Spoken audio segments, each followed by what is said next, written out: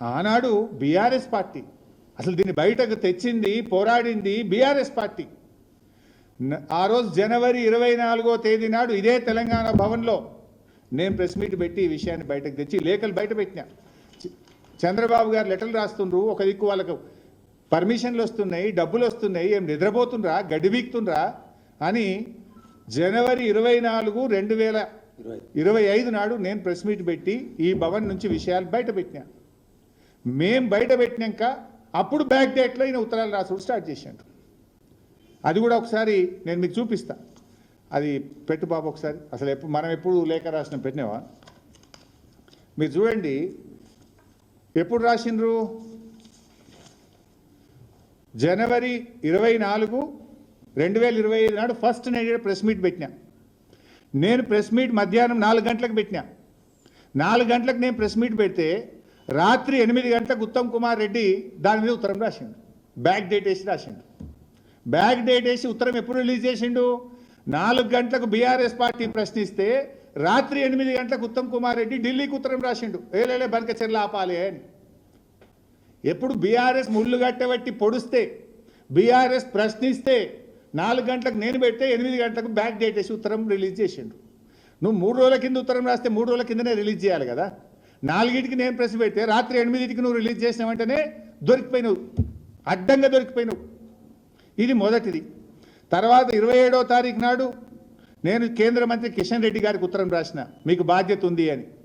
5 మార్చి నాడు బనకచెర్ల మీద సిద్దిపేటలో ప్రెస్ మీట్ పెట్టినా. ఇది దుబ్బాకలో మా ప్రభాకర్ రెడ్డి గారి దగ్గర పెట్టినా. తర్వాత 25 మే తెలంగాణ భవన్లో మళ్ళీ ప్రెస్ మీట్ పెట్టినా. 6 జూన్ ప్రెస్ మీట్ మాట్లాడిన దుబ్బాకలో. తర్వాత 14, 6, 2025 నేను పీపీటీ పెట్టిన. ఇక్కడ మళ్ళీ ట్విస్ట్ ఉన్నది. ఇదే మెయిన్ హాల్లో మీరందరూ మీ సాక్షిగా 14 జూన్ 2025 నాడు నేను ఇక్కడ పీపీటీ పెట్టినా. 4 గంటలకు నేను పీపీటీ పెడితే కరెక్ట్గా 5:30కు మళ్ళీ బ్యాక్ డేట్ వేసి ఉత్తరం రిలీజ్ చేసిండు. మీరే సాక్ష్యం. మీ ప్రెస్ రిలీజెస్ చూడండి, కాంగ్రెస్ పార్టీ రిలీజ్ చేసిన ప్రెస్ రిలీజ్ చూడండి. 4 గంటలకు గోదావరి బనకచెర్ల మీద నేను పీపీటీ పెట్టి ఈ ప్రభుత్వం యొక్క ఫెయిల్యూర్ను, ఈ ప్రభుత్వం యొక్క తప్పిదాలను నేను ఎత్తి చూపితే 5:30కు నిన్న డేట్ వేసి ఉత్తరం రాసి 5:30కు ప్రెస్కు రిలీజ్ చేస్తాడు. ఇది అంటే మీ మీ మీ నిజాయితీ ఏందో, మీ సిన్సియారిటీ ఏందో ఇంత స్పష్టంగా దొరికిపోయింది. మీరు అసలు గోదావరి బనకచెర్ల మీద పోరాడింది బీఆర్ఎస్, మొద్దు నిద్రపోతున్నట్టు నటిస్తున్న కాంగ్రెస్ను ముళ్ళుగట్టెతో పొడిచి నిద్ర లేపింది బీఆర్ఎస్. ఇవాళ టీఓఆర్ ఆగిందంటే కూడా ఆ తాత్కాలికమే, బట్ అది జరిగిందంటే కూడా అది బీఆర్ఎస్ పోరాట ఫలితం. అయితే రేవంత్ రెడ్డి దొరికిపోయి ఏం చేస్తాడంటే ఏదో బురద జల్లాలనే ఒక పిచ్చి ప్రయత్నం. ఏదో బీఆర్ఎస్ఏ చేసింది, బీఆర్ఎస్ హయాంలో కేసీఆర్ గారే చేసిండ్రు అని ఒక చిల్లర ప్రయత్నం.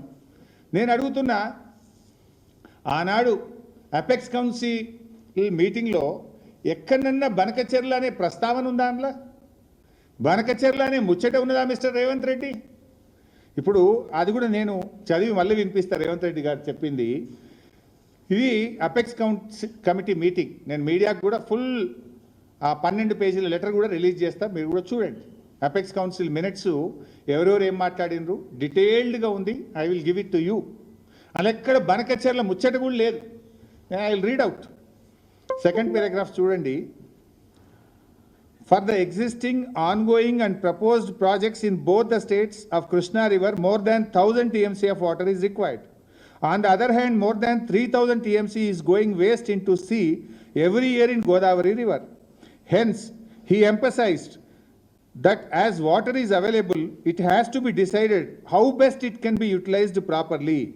He stressed the need for developing understanding between the two states by sitting together and amicably settling the issue.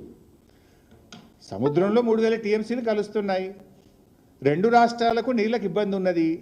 2 రాష్ట్రాలు కూర్చొని ఇద్దరికీ ఆమోదయోగ్యంగా ఎలా వాడుకోవాలో మాట్లాడుకోవాల్సిన అవసరం ఉంది అన్నాడు. ఇలా బనకచెర్ల ముచ్చట ఉందా? ఆంధ్రప్రదేశ్కు రాసిచ్చిన ముచ్చట ఉందా? ఎక్కడైనా ఆంధ్రప్రదేశ్కి ఇచ్చినామని రాసిండ్రా?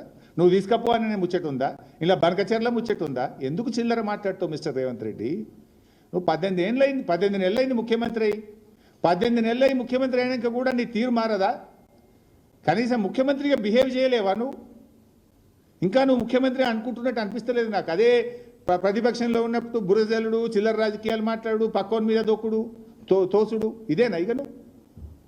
ఇందులో ఎక్కడన్నా బనకచెర్ల ముచ్చట ఉందా? ఆంధ్రప్రదేశ్కు తీసుకుపోయే ముచ్చట ఉందా? ఆంధ్రప్రదేశ్కి ఇచ్చిన ముచ్చట ఉందా? రెండు రాష్ట్రాలకు ఇబ్బంది ఉంది. ఇద్దరికి ఆమోదయోగ్యమైన విధంగా కూర్చొని మాట్లాడుకోవాల్సిన అవసరం ఉంది అన్నాడు. ఆమోదయోగ్యంగా ఆంధ్రప్రదేశ్ ముందుకు రాలేదు, ఒక్క అడుగు మా హయాంలో ముందుకు పడలేదు. అది బాబు అయినా అది జగన్ అయినా ఇద్దరు కూడా రెండు ప్రభుత్వాలతో మాట్లాడే ప్రయత్నం చేసినాం. నదీ మార్గంగా సాగర్ శ్రీశైలం ఆధారంగా నీళ్లు పైకి తేవాలి అనేది మా ప్రతిపాదన ఉండే. చంద్రబాబు ముందుకు రాలేదు, జగన్ ముందుకు రాలేదు, ఒక్క అడుగు ముందుకు పడలేదు. ఇప్పుడే ఎందుకు పడుతున్నది?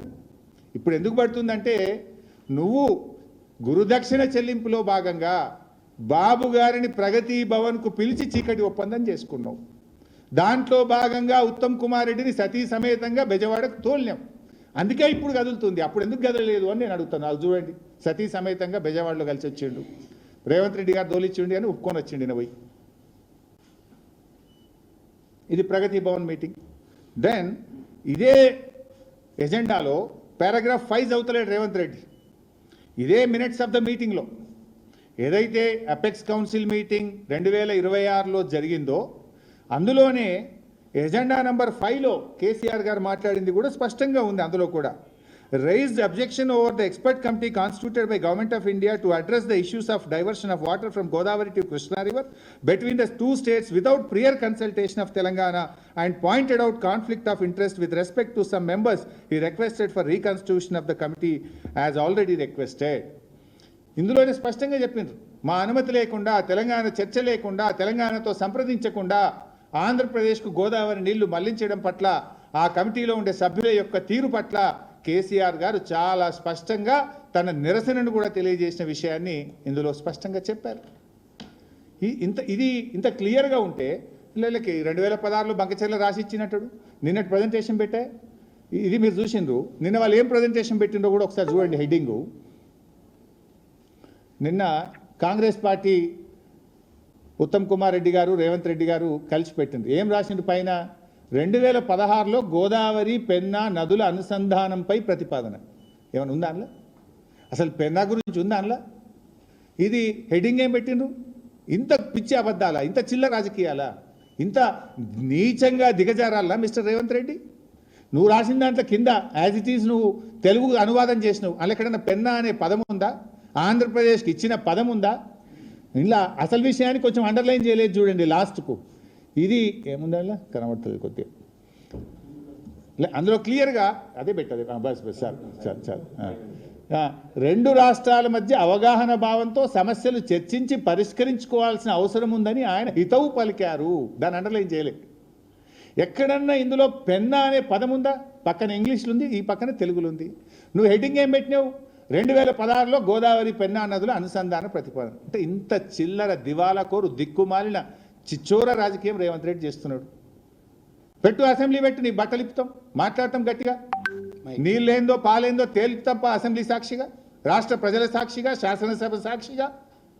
ఎవరు అబద్ధాలు మాట్లాడుతుండో, ఎవరు నిజాలు మాట్లాడతారో మాట్లాడదాంపా అసెంబ్లీలో. మైక్ కట్ చేయగాడ మైక్ కట్ చేస్తాడు మళ్ళా. సరే, నెక్స్ట్ కెమెరా వాళ్ళ సైడ్ పెడతాడు. మా మాణిక్యరావు సార్ మంచిగా యాడ్ చేస్తుండు. నన్ను చూపిస్తలేరు అసెంబ్లీలో. నేను మాట్లాడుతుంటే నా బొమ్మ కనబడదు. మైక్ కెమెరా తిప్పేస్తాడు. సరే,